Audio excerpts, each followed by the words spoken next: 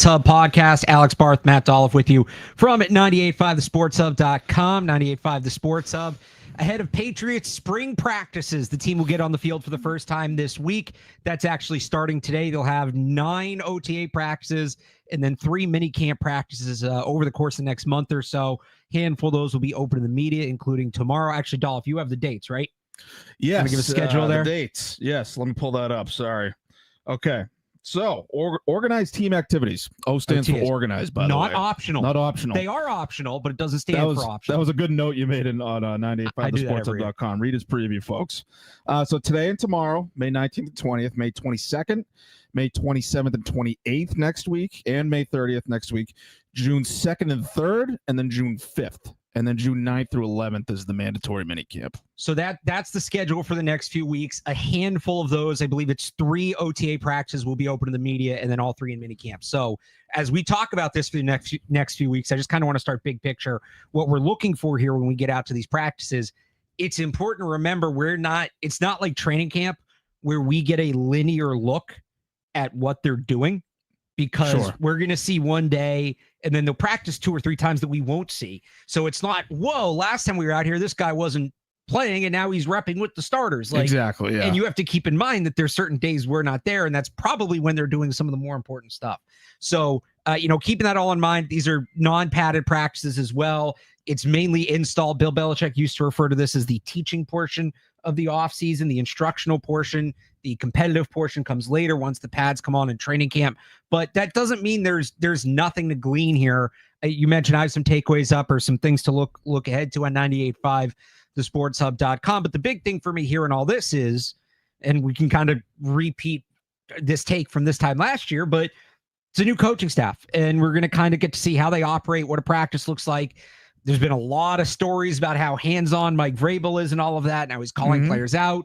We saw a flash of that at rookie minicamp, but this is going to be a more formal setting, a more involved setting, a more crowded setting. So, like, big picture, before we get into any of the individuals, this is our first look really at how this new look coaching staff runs things. Yeah. So, like you said, Bart, it's a new coaching staff, but it's really truly a new era of coaching in Foxboro, because Gerard Mayo was sort of a continuation of Bill Belichick and, the way he ran things for the most part. It wasn't, not that it was all exactly the same, but Gerard Mayo learned everything he knows about coaching in the NFL from Bill Belichick. Mike Vrabel does not fall into that category. I think it's very important for people to understand that. I'm not saying they don't, but Mike Vrabel never coached here before. He only played here. He's coached under Bill O'Brien, who has some connections to the Patriots, but he has a completely different connection to around the league as far as coaching is concerned. So what I'm interested to see is, how does it look? How does it sound? How does it feel? Not that it's going to be radically different from what we usually see at an OTA or an off-season practice in the NFL, but this is truly ripping the Band-Aid off, starting fresh, starting from scratch.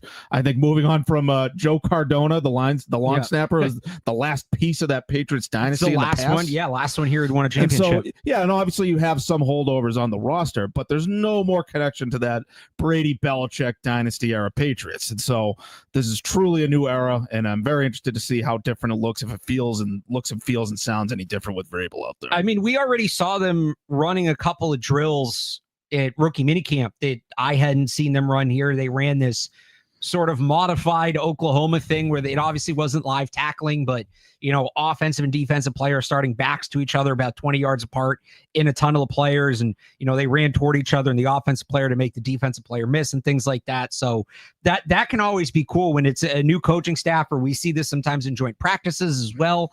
Just when you get a look at a different coaching staff, that there might be different drills or things like that we're not accustomed to seeing. Like with Bill Belichick, we kind of knew what they were going to run through, and they would add different things here and there as they brought in new coaches. But like with Gerard Mayo, especially on the offensive side of the ball, really where it was the Alex Van Pelt show and guys that were not a part of this tree, we saw them do some new things. And I'm expecting, with Josh McDaniels, there'll be some familiarity, but some on the defensive side of the ball, we might see some new stuff. And even with McDaniels, he's talked a lot about how he took a year away last year, kind of used that to refocus himself and how he sees the game differently. So what does new look Josh McDaniels look like? Will we get any indication in these practices? Yeah, like I'm more interested in Vrabel specifically because we sort of have an idea of Josh McDaniels. Like maybe he'll be a little different after going through college programs and seeing how they operate. Maybe he operates a little differently out there. But it's Vrabel that I'm interested in, obviously because he's the head coach. But how hands-on is he? How instructive is he? You want to see him with the pad on. Want to see if he's getting up the pad, say, Will Campbell, knock me on my ass, please.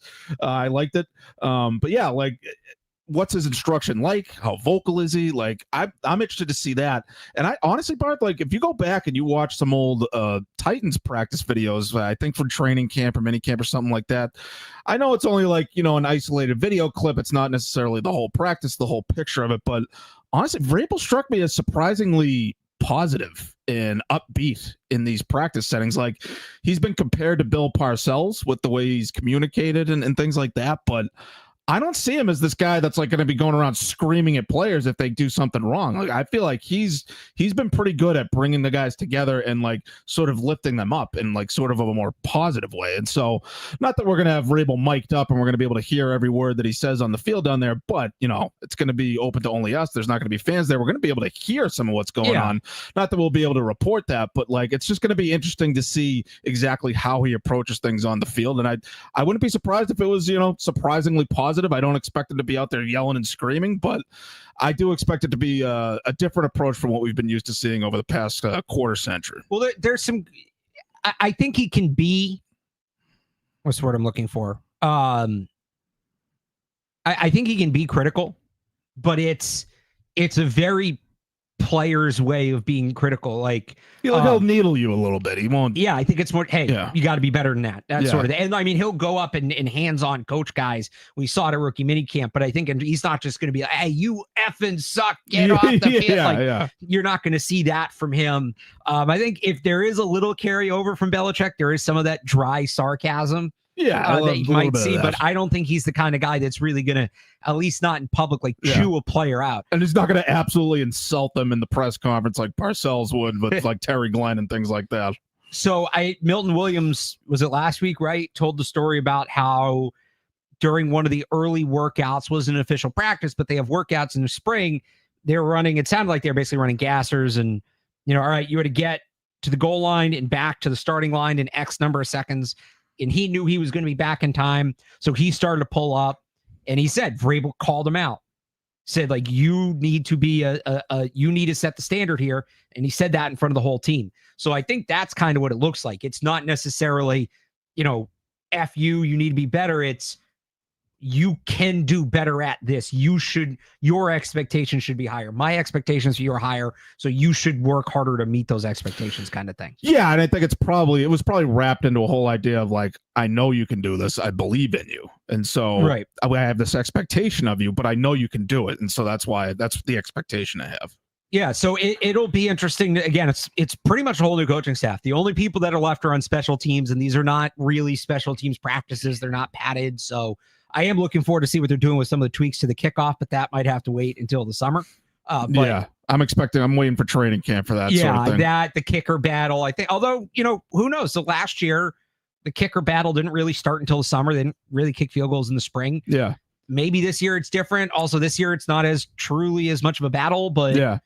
And I guess to my point, like, it could be totally different because this is Mike Vrabel. It's not really a carryover from Belichick to Mayo. Yeah, well, there's some things that have to be similar, I think, just by nature of it being non-padded practices. Sure. But, so one thing last year with Mayo, for instance, from day one, it was heavy team periods. It was a lot of 7-on-7s. It was a lot of 11-on-11s. It was a lot of 11-on-11s.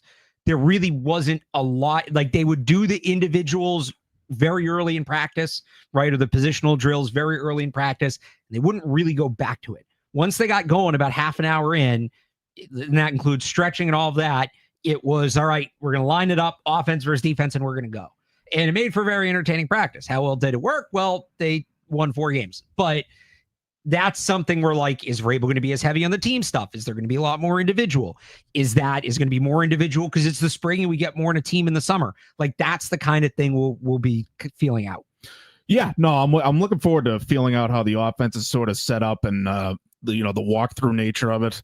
I'm looking for the intensity level. In particular, I want to see, like, is this a very light walkthrough period that they're going to do here, or is he going to be ramping up the intensity? Is he going to be, getting on the guys like, hey, we need to get off to a good start here. We need to hit the ground running because we can't have another 1-3 start. Right. We can't have another 4-13 season. So is there going to be urgency? I think that's what I'm going to be looking for. The other thing you look for in this setting, attendance.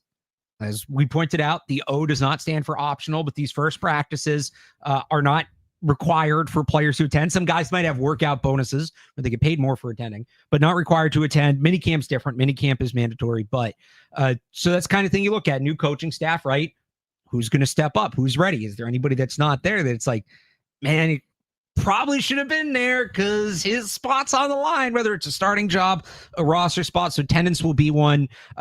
There's not much more we can preview with that. We don't know who's going to be there. You're there, you're not. Yeah. The kind of related but not the same is injuries. So you can just not go, right? You can just go and be on vacation, and that's why you're not there. There also might be guys who aren't on the field, but they're in the facility, but they're rehabbing from injuries, so they may not be able to participate, right? So that's the one that I think is going to be more telling because they have a couple guys. Christian Barmore said last week he's been cleared and plans to play week 1, but seeing how involved he is will certainly be notable. Stephon Diggs coming off that ACL. How well is he moving? Does he seem to be as ahead of schedule as people are saying? Kendrick Bourne, he'll be participating. He's a year and a half removed from that ACL, but how is he moving? And then the sneaky one for me is Marcus Epps, the safety they signed from the Raiders.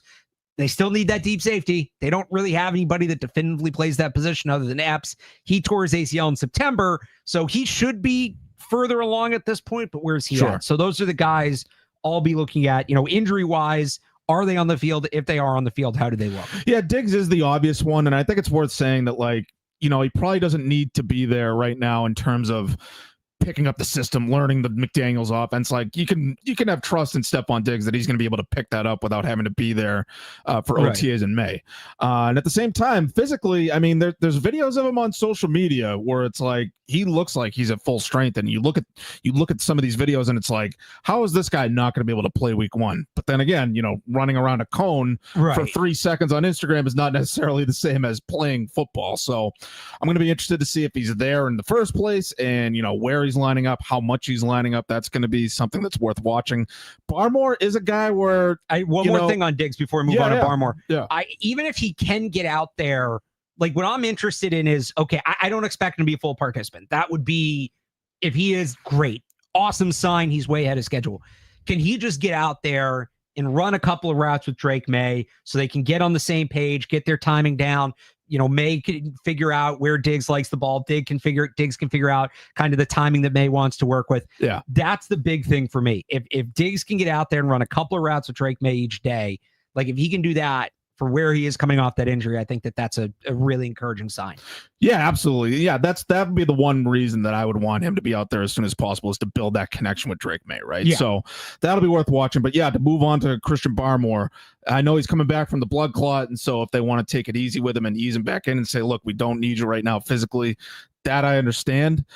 The defense is a little different from the offense, Barth, where they're making their basic installs now, and it's sort of an overhaul defense. It's not going to be the same looking defense as they had with Bill Belichick. And so I'm interested to see exactly, how that lines up, which we might be able to get into later in the show. But yeah, like Barmore is a guy that I would love to see at least be out there, if only just to observe, to get him sort of absorbed into this new defense, because that is the part of the on-field thing that's going to look, probably like really different from what we've been used to seeing. So again, and I want to remind people that when we're talking about these spring practices, it's not, because we move on, it's not, is player A better than player B? Because these are non-padded, non-contact practices.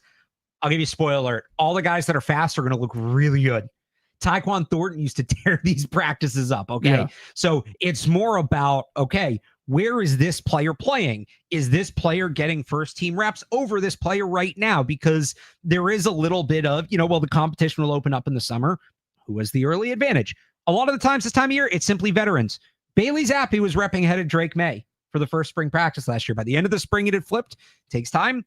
But that's sort of how this goes. So what you're saying is Trayvon Henderson and Kyle Williams are going to be rookie of the year and all pros this year. That's what you're going to say. Kyle Williams, honestly, is the exact kind of player. Running backs just never get noticed during these practices.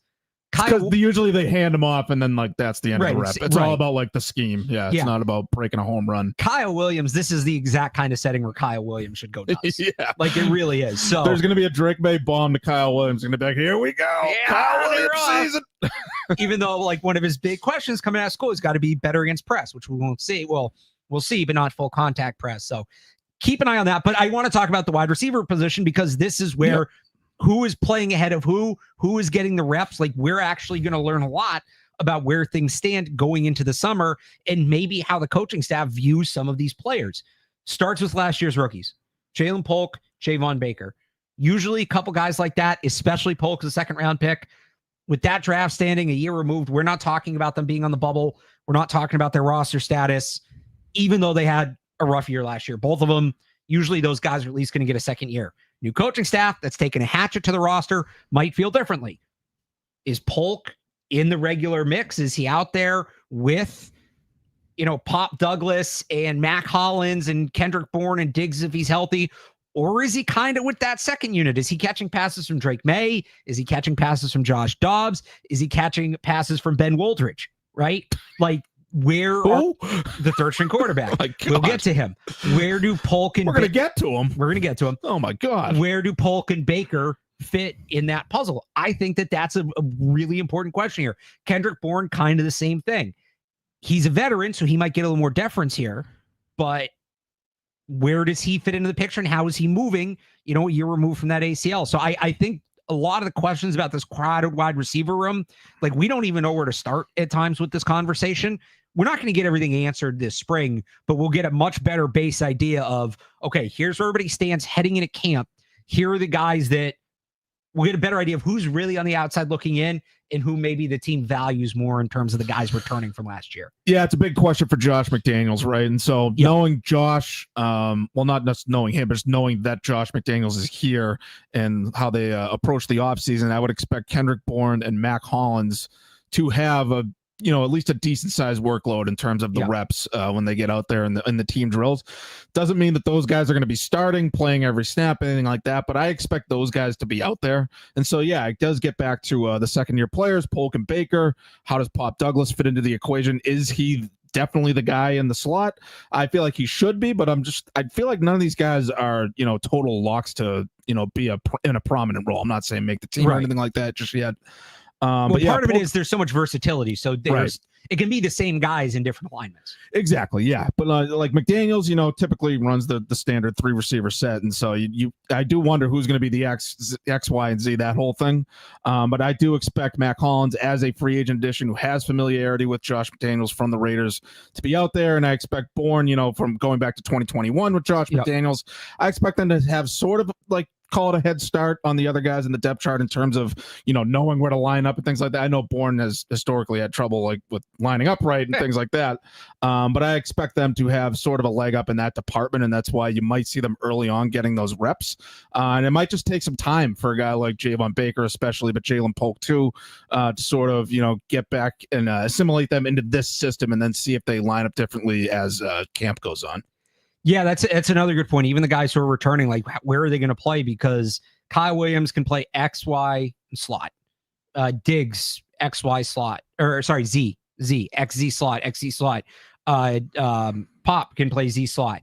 Polk, however much he's out there, can play all 3 spots. So where do they view guy? The only guy I really think you pencil into one spot, Mac Hollins is an X. Mac Hollins is a true X. Yep. You're not really playing him anywhere else.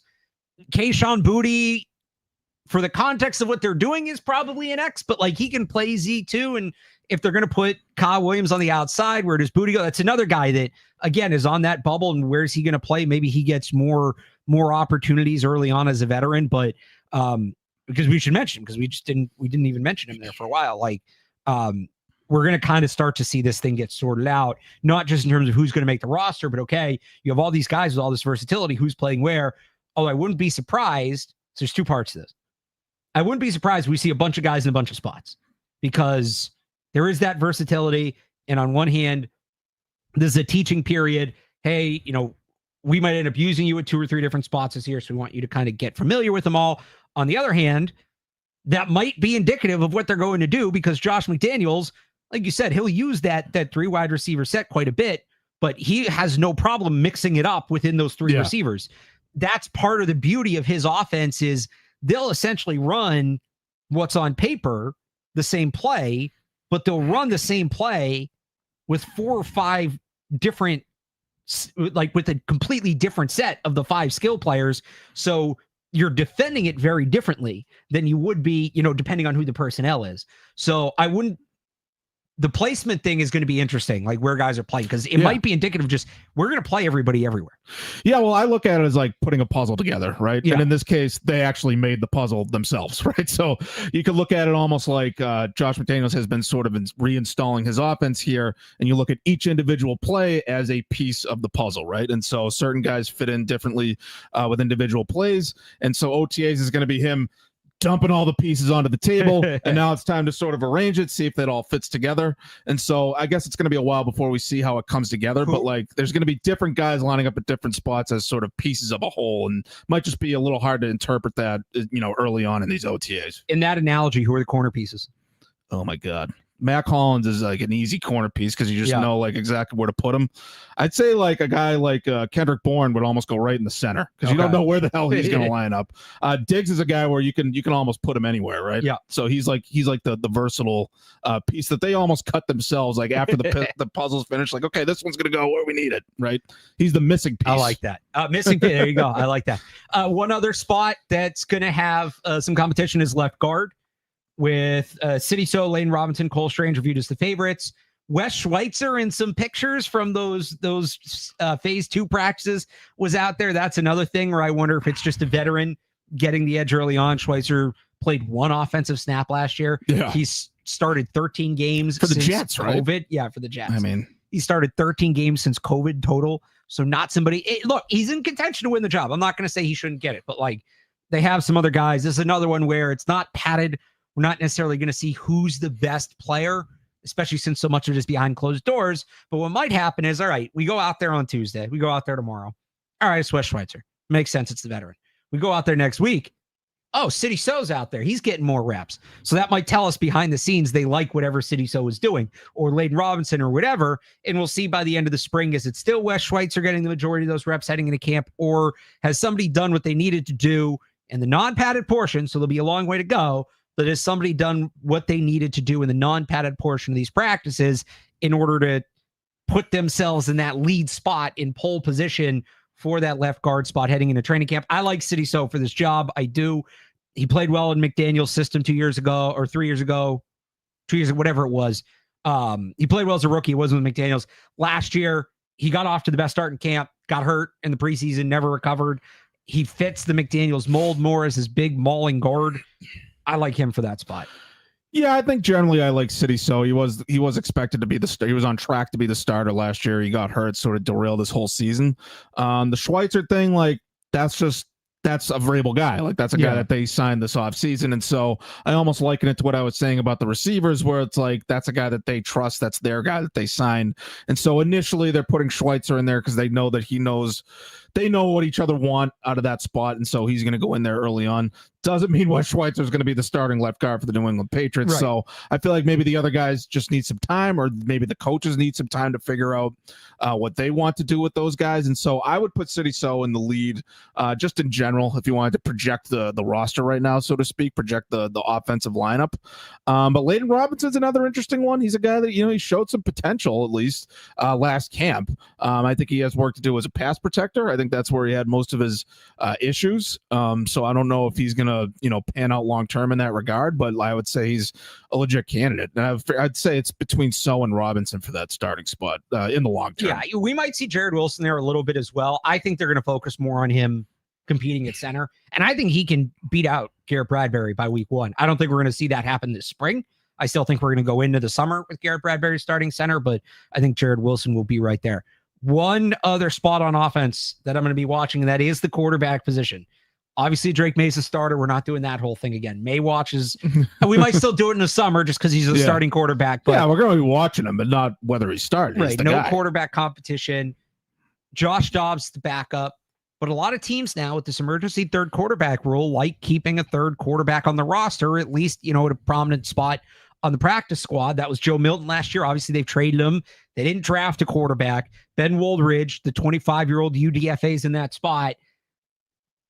Does he show them enough that, and I mean, we're really in the weeds here, but especially with a quarterback that likes to run around, that third, you kind of want some depth at that position. Is Ben Woldridge going to be that third string quarterback, or does he show them something where maybe, they go get a veteran over the summer before camp opens? I could see them getting a veteran, just for camp anyway. Get a guy who actually has more experience, being in a camp. And like, he's a guy where it's like, look, all we need you to do is just do what we say. Like, we need you to just know the plays, get on the field and run the plays. Like, we want to not have to teach you much. Like, we need you to be able to hit the ground running. And so I wouldn't be surprised if they brought in an option for that stuff. Woldridge, look, we'll see, what he could be long-term in the NFL, but I just think obviously Drake May's the starter. I think they brought in Josh Dobbs as that sort of high floor. If he has to play, he's proven that he can play a little bit in short spurts. He could give them flashes. Like if there's a situation where Drake May has to miss a couple games, like it might not be a total disaster inserting Josh Dobbs into that. And so I see those as the clear two guys. If Woldridge ends up playing at some point this season, means one of two things. Either it's a complete disaster on the depth chart, or, oh my God, they found the next Tom Brady. Those are the two options with Ben Woldridge actually playing for the Patriots. But keep him around, like Joe Milton, sort of keep him on the depth chart, keep him on the practice squad, and see if he develops. It's not quite Joe Milton in terms of the tools, but it'll be interesting to see. I mean, look, he's got people aren't happy they traded Joe Milton, and he's in a sense stepping into that role. And look, if it's going to be some people talk about, if he has a bad summer or bad preseason, we could have Joe Milton as the third quarterback or even the backup. The same goes for Josh Dobbs. That is going to be a talking point. If people waste their energy with that stuff, I mean, more power to them, I guess. I do have, so on defense, I kind of just one player because it's so tough in these non-contact practices to gauge the defense, even usage-wise, like big picture, we talked about it off the top, right? What's it going to look like schematically? What are they going to try to do? Under Vrabel is going to look more like that defense in Tennessee. In terms of players, though, the one player I'm the most interested in is actually Jelani Tavai, because for all the, I'll use the term again, hatchet they did, all the trimming they did, getting rid of the guys that were here last year and the long-term Belichick guys and all that, Jelani Tavai survived all the cuts. Maybe the last guy people expected to survive cuts like that. He's still here. And not only is he the guy that survived, he's one of the guys like David Andrews. You needed a center. We know he can play center for Josh McDaniels. Joe Cardona, good long snapper, right? Devon Godshaw, they needed run stoppers up front the way they went about this offseason. Tavai's the one guy that kind of might be schemed out of this because they clearly had a preference of sacrificing size for speed and athleticism at the linebacker position. They brought in all these 225, 230-pound East-West athletic linebackers. But here's 260-pound Jelani Tavai still on the team. So how does that square? Is he going to be maybe a situational player where, all right, it's 3rd and 1, we need to stop the run, we're going to put Tavai in and he's going to run downhill and plug a gap, right? Because he's probably still the best guy on the team to do that, to meet a guard in the A gap head on. Are they going to move him back to the edge? Or he was better before he had to play off ball last year because of injuries, but they have a bunch of stout edge setters without him. Jennings, Landry, guys like that. I have to imagine that they kept him for a reason, given that they kept him amid everything else they did. Right. But it's just tough to see, is he just going to be a core special teamer? Like, I have no clue what his role is going to, I imagine they kept him for a reason. I can't begin to imagine what the reason is. Like, I can't figure it out. Yeah, like people are still saying, like, no, Tavai's, he's going to be cut. They're going to cut him after June 1st. You could have done that months ago. Well, you can designate him. Maybe that's it too. Maybe they kept him around for, they needed a body or whatever for camp. Just in case. Like we could be out there and he's not involved with the defense at all. Like, it feels like it's all on the table. But that's why it's such a weird thing that he's still here, because he struck us based on, like, the firestorm that he caused with his comments late in the season last year. Like, he seemed like an easy, no-brainer get the hell out of here. He's part of ripping the Band-Aid off and turning toward Vrabel like, you got to get out of here with the way you were talking. When Vrabel said at his introductory press conference, we're removing entitlement from our football team. Right. That was like the first guy everybody People thought of. like Jelani Tavai was going to get cut within like 15 minutes after he said that. Yeah. You know, like that's why it's a little surprising that he's still here. But Tavai to me is a good jumping off point for what I'm going to be looking for, Barth, which is the entire front seven. And so how is that going to look? How are they going to line up? I noticed there was a question. Are they going to do a 3-4 or 4-3 defense? From what I know, comments. Based on, I have new glasses. I can see better. Wow. There you go. But yeah, like I think if it's anything like the Titans, the front seven, it's going to look like a 3. Well, it's going to be 3-4 personnel wise, right? They're going to have 3 down linemen, 4 linebackers, but it's going to look like a 4-3 because they usually have that linebacker always on the edge. Harold Landry, I would say, is the top candidate for that. I don't know that Jelani Tavai is like a perfect, sort of replacement reserve, like poor man's Harold Landry type, but that is where I would see Tavai fitting in as that sort of permanent edge setting sort of guy. But like you said, it would have to be situational third and run setting the edge. But also, isn't that Anthony Jennings? That's a good point. Yeah, Anthony Jennings, another guy that's still here. Yeah, I'd rather it feels like Jennings and Tavai maybe are competing for one spot. Yeah, they're almost redundant. Competing for one spot. I think Jennings is a better player, and he's younger, and I'd rather have Jennings. But maybe that's it. Maybe the two of them, that's a battle for sort of that early down run stopping edge depth guy. Yeah, like maybe Vrabel just wants to test him, right? Yeah. Like, I'm going to remove entitlement, but like, here's your chance. You need to prove to me that you're not entitled. Maybe we could use you, that sort of thing. Anything else you're looking for the spring? Yeah, I mean, like the secondary is another thing. Like you mentioned, Marcus Epps. They drafted name escapes me. Craig Woodson. Yeah. The Cal safety. Like, who's going to play deep safety? How are the safeties going to line up? Jabril Peppers and Kyle Duggar are still here. Those are 2 guys to go back to the injury point too. Like, how well are they moving? How do they look physically? Exactly. That whole thing. Like, how is that all going to shake out and who's going to line up where? Like, I still feel like they don't have like a true free safety on the roster. And so I like the cornerbacks are easy. Like Christian Gonzalez and Carlton Davis, like they're going to line up opposite each other. People call it cat coverage. Like you got a guy, or did he call it cat? Cat coverage. You take that cat. You take that cat. So I think he's sort of simplifying where it's like they're going to play solid man to man. Like they're not going to really do much with that position. But the safeties, like I'm interested to see how they line up. Who gets all the snaps? Like how does Woodson fit into it? So that's going to be another thing worth watching. I don't know. Kind of like we talked about at wide receiver. You have a bunch of guys that can play a bunch of different positions. So where does everybody fit into the puzzle? And like to be fair, OTAs might not be too much that we can glean from that. But if they're lining up someone deep on a play, like that'll be interesting to see who that guy is. So like that's going to be another thing I'm going to watch for. All right, there you go. We'll have coverage throughout OTAs and Minicamp on 98.5thesportshub.com. That includes a reaction podcast coming probably tomorrow night, Tuesday night after Tuesday's practice. The first one open to the media again. They opened today, Monday. First practice open to the media will be Tuesday. We'll have you covered for all of that on 98.5thesportshub.com. Till next one, for Matt Dolloff, I'm Alex Barth. Thanks for tuning in, and we will talk to you next time.